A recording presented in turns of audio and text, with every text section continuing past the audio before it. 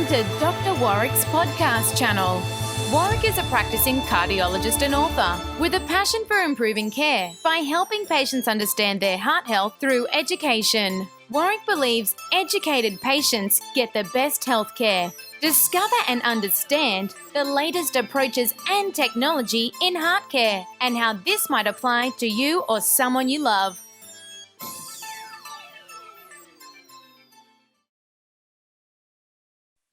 Hi there, Hearties. Angela here from Healthy Hearties. I'm here again with Dr. Warrick Bishop, who's kindly given up his time.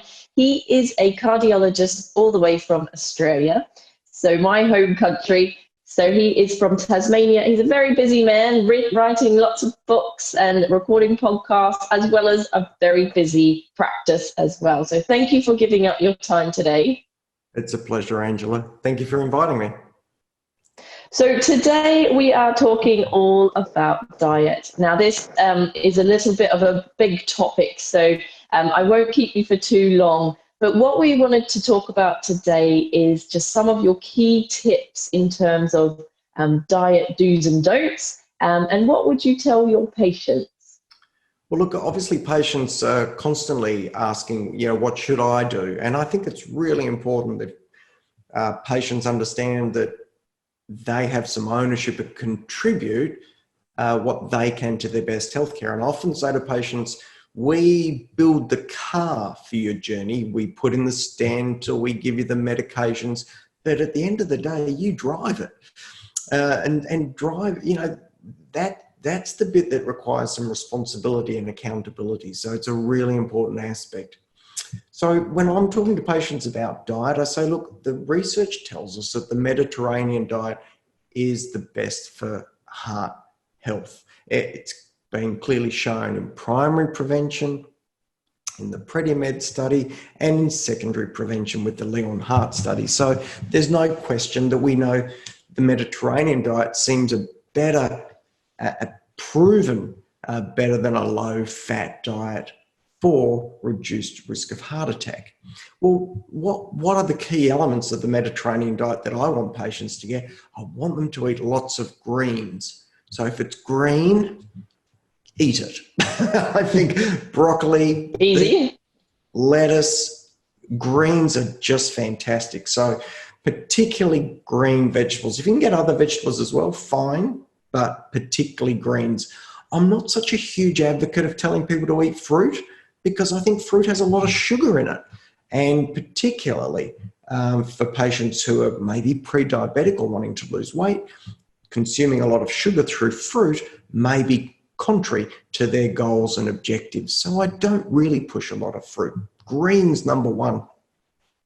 I'm pretty keen about engaging patients about reducing their carbohydrate consumption.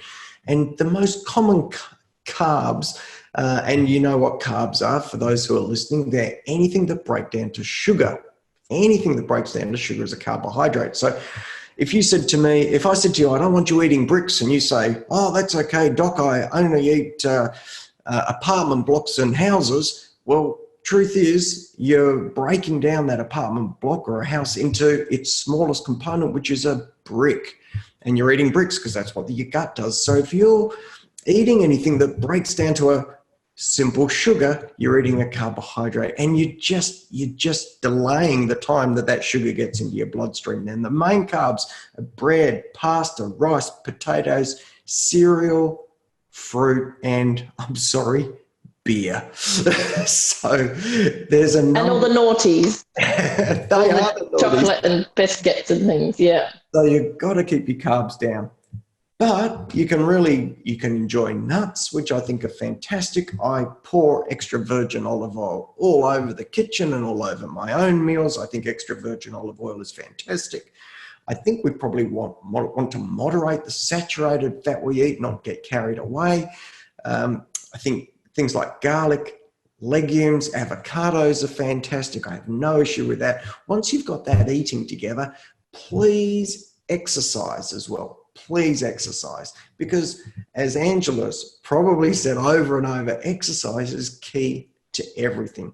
And once you've had your exercise, then with your Mediterranean diet, you probably deserve a glass of wine. There you go. Red or white?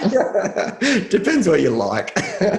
Oh, you're allowed the occasional white as well. We thought it was just the red.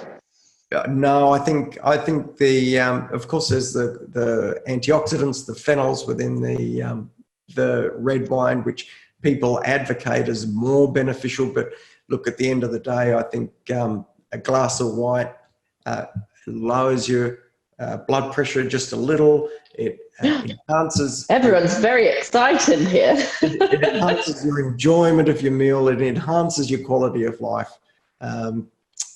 And I think a sensible glass of wine with a well-structured eating program and good exercise, it's the way we should be living. Absolutely. So that's exactly what I promote regularly to all the hearties, the low-carb Mediterranean-style diet, which has, it's one of the only diets that's been proven to help with lowering risk of heart disease. So absolutely. And the wine, if you tolerate it, so often with AF and things like that, people cannot tolerate any wine. So obviously, work that out for yourselves. But if you do enjoy it, we're very excited to hear a cardiologist encourage us with that. I should correct that. I'm not telling people to go and start drinking it. But if a glass of wine is something you enjoy with a meal, I don't think you should. Absolutely. Fabulous.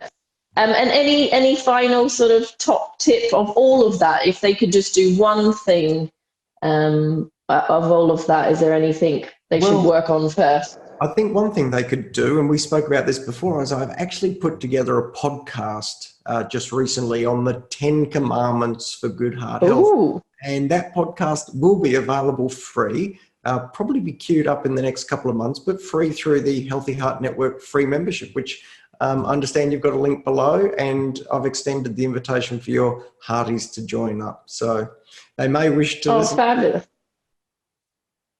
That sounds absolutely fantastic, because then you can think in your head of the 10 commandments, how many am I, hitting? And that sounds super exciting. So, so do let us know when that's released as well. And I'll pop an extra reminder for people when that's released. But I'll pop a link to your website where you've got tons of information. It looks absolutely fantastic, and it's all geared up for patients, so it's easy to understand. I've taken a look, and some really interesting topics that do come up again and again for us. So thank you for sharing that with us.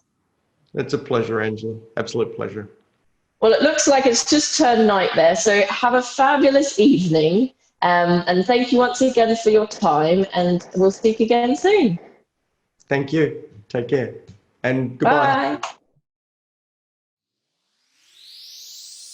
You have been listening to another podcast from Dr. Warrick. Visit his website at drwarrickbishop.com for the latest news on heart disease. If you love this podcast, feel free to leave us a review.